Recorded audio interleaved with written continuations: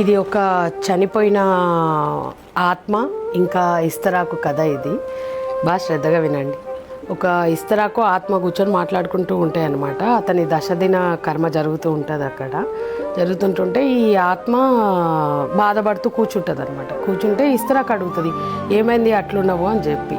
ఏమైంది అట్లున్నావు అని అంటే ఏం లేదు అని అంటాడు. అతను ఇస్తరాకుని అడుగుతాడు ఆత్మ, ఏమన్నా నువ్వెందుకు మరి అంత సంతోషంగా ఉన్నావు అంటే, నాది వదిలేసే కానీ నీకేమైంది అని చెప్పని అడుగుతుంది.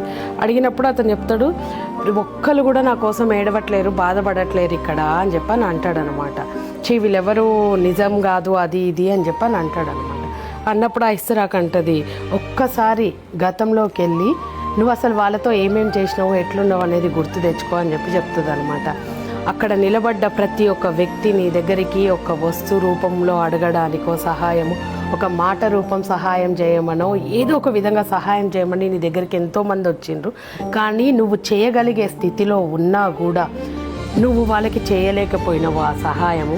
వాళ్ళు నీకన్నా చాలా మంచోళ్ళు, కనీసం నువ్వు సహాయం చేయలేదనేది వాళ్ళకి తెలిసినా కూడా నువ్వు చనిపోయినావంటే నిన్ను చూడడానికి వచ్చినావు. వాళ్ళ గొప్ప మనసు ఎక్కడా, నువ్వెక్కడా? ఒక్కసారి నిన్ను నువ్వు చూసుకో. దేవుడు నీకు ఈ డబ్బు ఇచ్చింది, బుద్ధినిచ్చింది, ఒక స్థాయినిచ్చింది ఈ సమాజంలో ఎందుకోసం అని చెప్పి, నలుగురికి ఉపయోగపడమని. నువ్వు అది చచ్చేదాకా కూడా అర్థం చేసుకోలేదు. చచ్చిన తర్వాత కూడా అర్థం చేసుకోకుండా ఇంకొక మనిషిని నిందిస్తున్నావు. వాళ్ళు ఏడవట్లేరు, వాళ్ళు నన్ను కోసం బాధపడట్లేరు అని అనుకుంటున్నావు. ఇదే నీలో ఉన్న స్వార్థం. అందుకోసమే దేవుడు నీకు ఇది చూపించడం కోసమే ఇట్లాంటి స్థితిని తీసుకొచ్చి చూపిస్తున్నాడు అని చెప్పని అంటది అనమాట.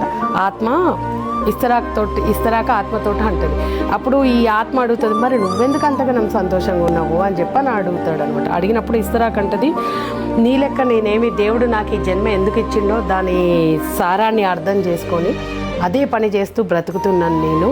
దేవుడు నాకు ఇచ్చిన పని ఏంది, నేను చనిపోయే ముందు కూడా ఒకళ్ళ ఆకలి తీర్చి చనిపోతున్నాను. నాలో స్వార్థం లేదు. ఎందుకనంటే ఇస్తరాకు తినే వరకు దాన్ని నన్ను నీట్గా తీసుకుంటారు, శుభ్రం చేస్తారు, ఒక మంచి ప్లేస్లో పెట్టుకుంటారు. వాళ్ళ ఆకలి తీరిన తర్వాత అదే నన్ను తీసుకొచ్చి చెత్త కుప్పలో ఇసిరేసిపోతారు. అది నేను చాలా సంతోషంగా తీసుకుంటున్నాను. ఎందుకు అని అంటే నేను పోతూ పోతూ కూడా నలుగురు ఆకలి తీరుస్తున్నాను అనే సంతోషం. ప్రతి మనిషి తెలుసుకోవాల్సింది ఇదే. మన జీవితంలో మనం ఒక స్థాయిలో ఉన్నాము అంటే, మన దగ్గర ఒక డబ్బు ఉంది అన్నా, ఏ స్థితిలో అయినా మనం ఉన్నాము అంటే, మన దగ్గరికి ఒక మనిషి సహాయం అడిగి వచ్చిందంటే, అది మాట రూపమైనా కానీ ఇంకే సహాయం అన్నా కానీ నీ వల్ల అయినంత చెయ్యి. ఈ కథ మనకు అదే చెప్తోంది.